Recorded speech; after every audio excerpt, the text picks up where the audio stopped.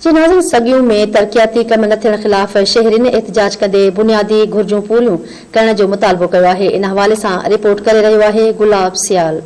हींअर असां सगियूं में मौजूद आहियूं।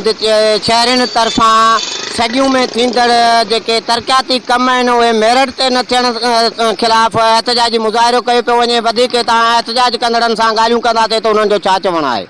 हर शर्मादार के हर माण्हू उम्मीदवार के चवंदा रहिया आहियूं कॾहिं बि असांजो कमु न थियो। आसिरो सभु को ॾेई वञे थो। असांजे लाइ यादगिरी कान्हे का। इहे चई था तव्हांजो कमु थी वियो पर थियो सालनि ताईं कोन्हे को। ये जेको असांजो सगियुनि में तरक्याती कम हलनि था उन में सिर्फ़ु पंहिंजाबंदी कई वञे ऐं मेरिट ते कमु कयो वञे। असांजो सिर्फ़ु मौक़िफ़ इहो आहे ऐं हीउ सिर्फ़ु मुंहिंजो पंहिंजो पर्सनल मामिलो न आहे। हिन में 5 क़ौमूं शामिल आहिनि। उन खां अलावा पूरे शहर जो मसइलो आहे। हीअ शाही घिटी जेका आहे न उहा ठाही वई आहे असांजी, न ई असांखे नालियूं आहिनि। अॼु ताईं असांखे सिर्फ़ु आसिरो ॾिनो वियो आहे, कमु को बि न थियो। असांखे बि बुनियादी सहूलियतुनि खां नज़रअंदाज़ न कयो वञे।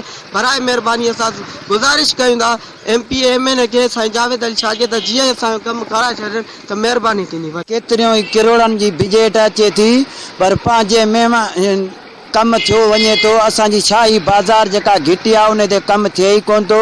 न जो आसिरो मिले थो त अॼु कंदासीं पंहिंजे ॾेठ ते कमु पियो थो हले के पंहिंजनि जो ई पियो कमु हले। महिरबानी करे असांजी जेको शाही बाज़ार घिटी आहे असांखे फर्श बांधी नाली इहो ॾिनो वञे। कैमरामैन मारम अली मंगणे जो सां गॾु धरती TV रिपोर्टर गुलाब अली सियाल सगियूं।